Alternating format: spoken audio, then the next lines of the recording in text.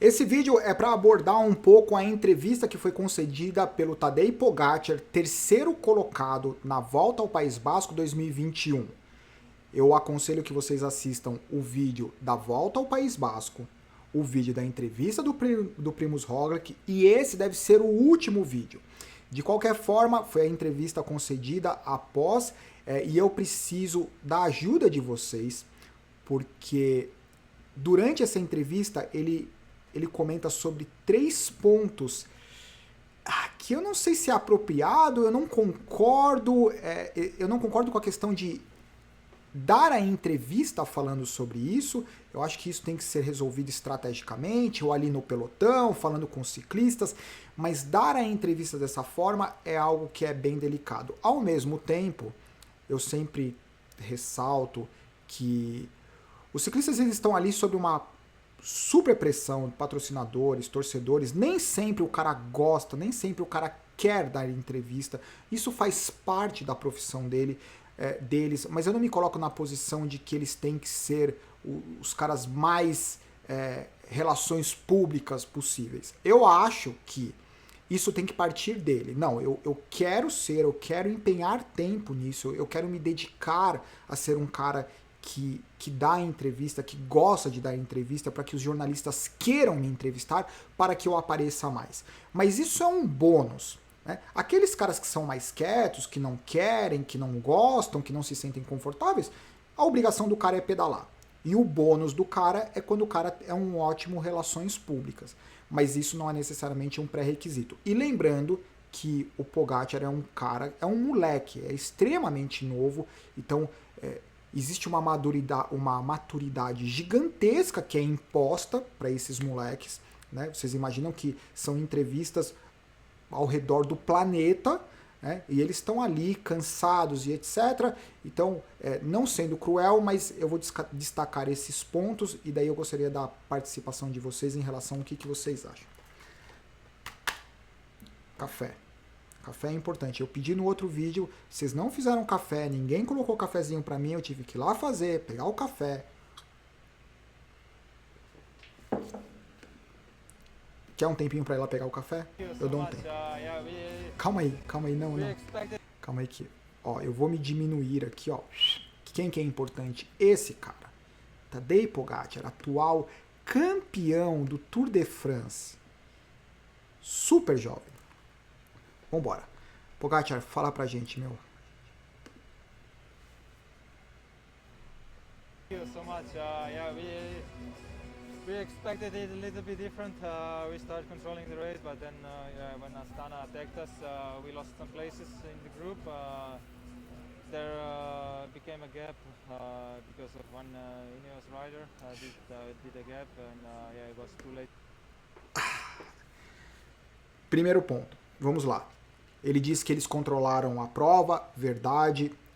No topo da terceira montanha, faltando 70 km para a chegada, a Astana fez um ataque na descida e daí ele disse que se criou um gap por causa de um atleta da Ineos. Por que é delicado dizer isso? Seria uma infração um atleta deliberadamente retardar, intencionalmente bloquear, desacelerar um grupo, um pelotão. Isso chega a ter uma punição. O que não é uma punição é o atleta permitir com que um gap aconteça, não se sentir responsável por fechar um gap. A Ineos, nessa volta ao País Basco, apesar da ótima posição geral do Adam Yates, a Ineos não tem a mínima obrigação, a mínima responsabilidade de fechar ou de não deixar com que o gap aconteça. A partir do momento que o Pogačar fala isso, imaginem o seguinte, qual que é o sentimento do ciclista e da equipe Ineos? Porque eles não têm obrigação de fazer isso, de fechar gap, de controlar o gap, eles não estavam nessa posição, então a partir do momento que alguém fala, porque uma coisa é a dinâmica dentro do pelotão, é aquela diferença entre o que você fala no pelotão e o que você fala no microfone. E os ciclistas, e é claro que ele é bem assessorado para isso, né? Mas o que você fala dentro do pelotão não é necessariamente o que você fala no microfone. Ali no pelotão você pode ficar puto, ficar com o cara, porra, você deixou o gap acontecer, fecha o gap, ajuda. Mas é uma dinâmica. Né? Outra coisa é, no microfone, falar assim, não, o gap aconteceu por um ciclista da Ineos. Se eu sou ciclista da Ineos, eu vou lá bater na porta do ônibus aí, o UAE, eu falei assim, por que o gap aconteceu por minha causa? Então quer dizer que eu tenho que trabalhar para vocês? É isso. Eu teria que fechar o gap, eu teria que deixar com que o gap não aconteça. Você está muito louco. É a minha opinião, por favor, coloquem. Vocês perceberam que eu não consigo relaxar. Eu vou aprender, eu vou evoluir, tá? Esse foi o primeiro ponto. Gap aconteceu por causa de um ciclista da Ineos. De novo, falar isso dentro do pelotão é uma coisa, falar isso na mesa do café é uma coisa, falar isso no microfone é outra coisa bem diferente. To close. Then we tried, me and Mark, to bring it back, but then it was the hardest point of the race, the steepest climb, which is not the most suitable for Brandon. Daí ele diz que ele, o Mark Hirschi e o Mark Hirschi tentaram fechar o gap, logo depois da descida tinha uma subida, mas essa subida ela não era compatível com as características do McNulty, que era o líder da competição geral. Então a UAE estava lá com 3 caras, incluindo o líder, incluindo o Pogacar, que é o 5º colocado, e por algum motivo foi culpa do ciclista, foi a somatória do ataque da Astana, mas a culpa do ciclista da Ineos que deixou o gap acontecer. Then it was the race for the third place, the last 40K, Daí ele fala que foi a corrida pelo terceiro lugar a partir dos 50, 40 quilômetros finais. It was a hard day and I fight till the last meters.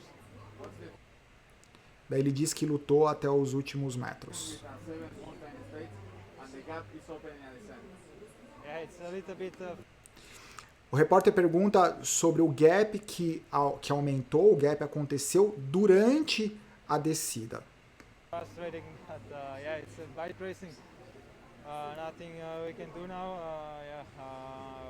We were in perfect position on top of the climb, but if you're attacked from behind, then you lose places, and there's nothing you can do. Ele diz que eles perderam o tempo, que eles estavam perfeitamente posicionados no cume, no topo da montanha, mas durante o ataque que veio de trás da Astana, durante a descida, ele achava que não valia a pena assumir riscos adicionais durante o downhill. You can always risk a bit more, but why would you risk too much on downhill? We try to. Ele disse agora, para que arriscar tanto no downhill, que você pode arriscar um pouco mais, mas não valia a pena arriscar muito. Close the gap then, but then it was the steepest climb and it was not really suitable for the Brandon, and we tried our best. At what moment did you understand? Esse é o repórter que eu não gostava e que agora eu gosto dele, né? Eu sou super flexível, eu mudo de opinião. Minhas opiniões não são imutáveis. Esse é o repórter que sempre entrevista os ciclistas, tem acesso. E vamos lá. That you couldn't help Brandon anymore and you had to go alone? Yeah, it was Ele perguntou sobre o momento da decisão dele ir sozinho, porque até então, por algum motivo, eu não sei por qual motivo, não é porque o McNulty tem a camisa de líder que a UAE deveria trabalhar para o McNulty. A não ser que declaradamente o Pogacar estivesse ali para treinar e falasse assim, não tenho pretensão, não vou esforçar, não quero queimar meus fósforos, eu tô aqui para trabalhar pro McNulty, se ele tiver um ótimo resultado ele tem, se ele não tiver eu vou terminar com ele, porque para mim é o suficiente. Não era isso, o Pogacar tinha chances, ele queria ganhar, saíram para trabalhar para o McNulty e todo mundo sabia, era o comentário principal, eles sabiam que o McNulty não tinha característica para subir com os grandes escaladores que havia no pelotão. Mesmo assim, a pergunta foi relacionada a qual o momento ele teria liberdade para largar o McNulty, que era o companheiro de equipe, líder da competição geral. It was that point, and on the steep climb where it was the race exploded, and it would be a lot different if the group would be together, but it was Roglic in the front and other guys. Ele fala que durante a subida a competição explodiu, porque era uma subida super inclinada, não era compatível com as características do McNulty, e daí ele fala que seria diferente se os ciclistas do grupo dele trabalhassem juntos. Durante a competição ficou óbvio que o Pogacar estava extremamente incomodado porque o grupo não ajudava a UAE. Por que ele imagina que qualquer equipe ali teria um interesse? Na verdade, interesse até teria, mas por que alguém ali tomaria a iniciativa de ajudar o Pogacar, que é o cara da equipe do líder geral, que está na 5ª colocação, ou seja, tá todo mundo esperando, porque se ele tem interesse em melhorar a classificação geral, como ele melhorou de 5º para 3º, ele teria que acelerar, ele teria a responsabilidade porque a equipe é líder. Então, essa questão de assumir a camisa de líder não é simplesmente, que legal assumir a camisa de líder. A partir do momento que você assume a camisa de líder, o que todas as equipes fazem? Empurram toda a responsabilidade para você. Aconteceu o gap, vocês fecham. Vocês estão sofrendo, vocês vão sofrer mais. Então, e as outras equipes, elas só atacam quando elas efetivamente conseguem deixar a equipe do líder da classificação geral para trás. Então, esse foi o segundo ponto. O primeiro ponto foi a culpa do ciclista da Ineos. O segundo ponto é que, por algum motivo, a UAE imaginava que os ciclistas que estão lutando pela classificação geral deveriam ajudar o Pogacar, o que não faz muito sentido. Eles teriam um motivo, mas não faz sentido. Quem vai se expor para fazer isso? Sendo que a UAE teria a responsabilidade de fazer isso. So decisions were to be made, and I asked Brandon if he let me go or I pull for him. How does he feel? But it was still a long way to the top of this steep climb, and it doesn't suit Brandon so much. We knew that before the start, but it was the situation of the race, and then I tried to come back, but it was too hard, and Daí ele diz o seguinte, que a subida era muito dura, que as equipes não estavam ajudando a UAE, que tinha o Hirsch, tinha o Pogacar e tinha o McNulty, mas durante a subida dura ele conversou com o McNulty, decisões tinham que ser tomadas, e acho que ele vai falar agora que perguntou para o McNulty, não, a subida não é pro meu estilo, eu não vou aguentar esse ritmo, e daí a partir desse momento o Pogacar ele deixou o McNulty. Eu não acho que o McNulty explodiu o motor, eu acho simplesmente que o ritmo do McNulty é diferente do ritmo dos grandes escaladores que estavam no grupo do Pogacar. A realidade é essa. Eu não acho que a responsabilidade tem que cair sobre o McNulty. Eu não acho que o McNulty ele perdeu a camisa, ele ganhou a camisa com esforço e perdeu a camisa pelas características dele que não são compatíveis para essa competição, nesse momento, para manter a camisa. I fight until the finish line. What is the most challenging experience of your young career? Because so far you have been a surprise all along, and this time you have been really attacked. It was one of the hardest stages I've ever done, mentally and physically, and Ele pergunta sobre como foi o estágio, o quanto difícil foi, porque geralmente eles fazem os ataques, como aconteceu no Tour de France, e dessa vez, na verdade, foram contra-ataques em cima deles, então agora eles tiveram a situação revertida, geralmente eles revertem a situação, e daí ele disse que foi a etapa mais difícil fisicamente e mentalmente. Eu diria que para o Pogacar foi muito mais mentalmente, porque ele não se sentia confortável em trabalhar focado em fechar o gap para o Roglic. Era diferente, era astronomicamente a diferença. O Roglic estava lá no grupo dele, que no final eram 2, 3 ciclistas, mas no começo eram 5, 6, 7 ciclistas. O Roglic, ele não olhava para trás. Ele fazia o dele, ele não olhava para trás. Ele não estava preocupado com quem estava atrás dele. Ele estava preocupado com o relógio e com a classificação geral. Era a única preocupação que ele tinha. Ele só começou a olhar, tentar pedir ajuda faltando 27 km. Dos 70 aos 27, com 27 km. O Pogacar, desde o momento que ele perdeu um pouco, que eu acho que ele saiu dele, foi quando o gap aconteceu. E que daí ele sentiu que isso começou escapar da mão dele, ele sabia que ele estava preso com o McNulty, que não iria subir bem, ele talvez tivesse consciência que ninguém iria ajudá-lo, e daí a cabeça dele começou a pirar, ele começou a achar que as pessoas tinham que ajudar ele, que a culpa era da Ineos, e daí virou uma cascata. E eu preciso da ajuda de vocês, que isso é só minha opinião. Eu tô falando sozinho aqui pra câmera.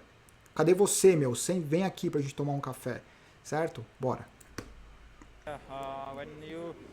When you don't have so much support in a group of 5, 10 riders on the downhills, on the flat parts, on the false flat parts, that's the most difficult time because ele disse de novo, quando você não tem apoio nas partes flats, na subida, no downhill, quando você não tem apoio de um grupo de 10, de 7, 10 ciclistas, é a parte mais difícil.